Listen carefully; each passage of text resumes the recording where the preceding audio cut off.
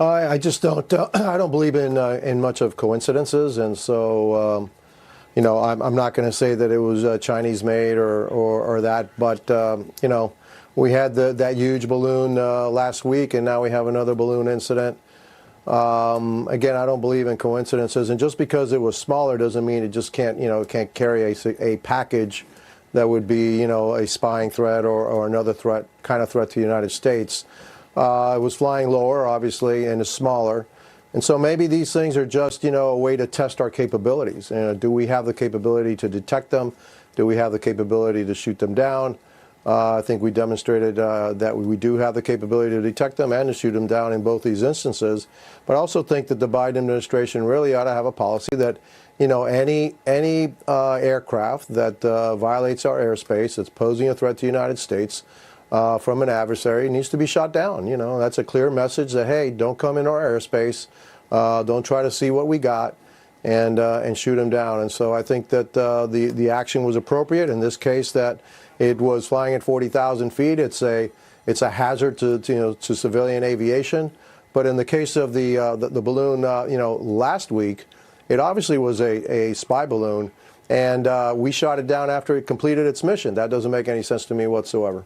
Now, you've been involved in intelligence briefings, nor do I want you to share that information. You can volunteer it, of course, but you were aware of what went behind the decisions and that balloon incident and why they shot it down over the Atlantic. That now almost seems like ancient news, given this latest development, and some fear future developments. Now, again, there's so much we don't know, and so much that the military is not sharing with us, but the timing is a little weird, and Americans hearing this will be saying, all right, even if it's not China, it's somebody's, and why do this again? What do you think?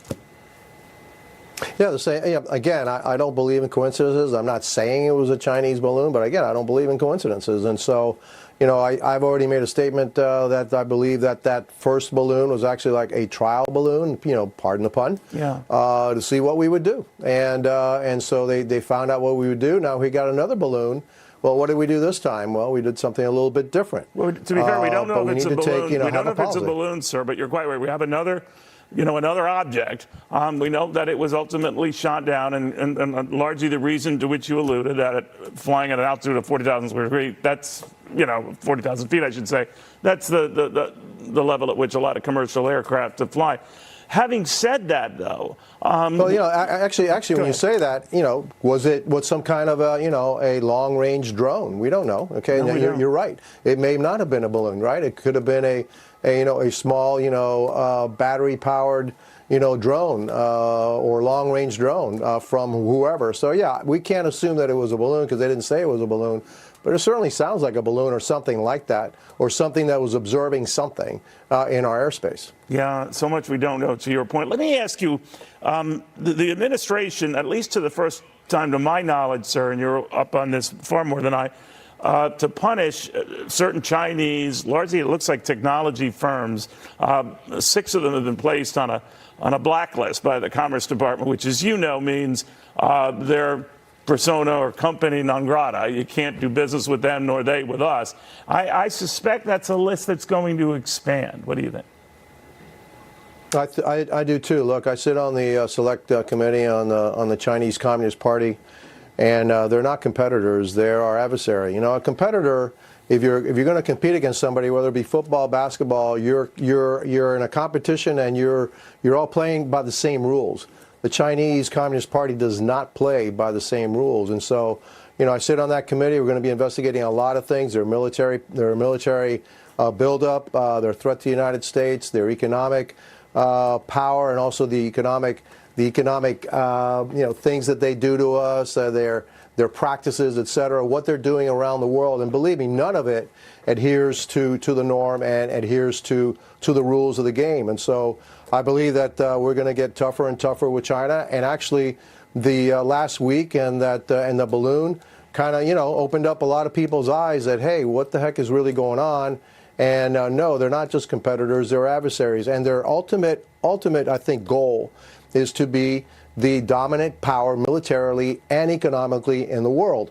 And so, you know, we need to take it serious. We need to start investing in protecting the homeland, in facing this threat that's looming. It's actually real right now, but it's going to get bigger and bigger, not only economically, but militarily. And so, yeah, I believe that this is probably the beginning of blacklisting of Chinese firms that are doing business in the United States, or we're doing business with them.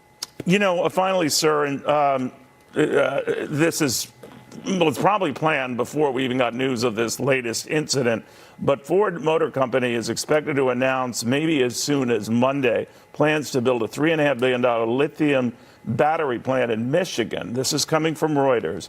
But the reason why I mention it, Congressman, is the plant is expected to be located around Marshall, Michigan, employ up to 2,500 individuals, and it will own and operate the plant with the Chinese battery company, China's contemporary Amperex technology company, as a technology partner to again, produce these batteries.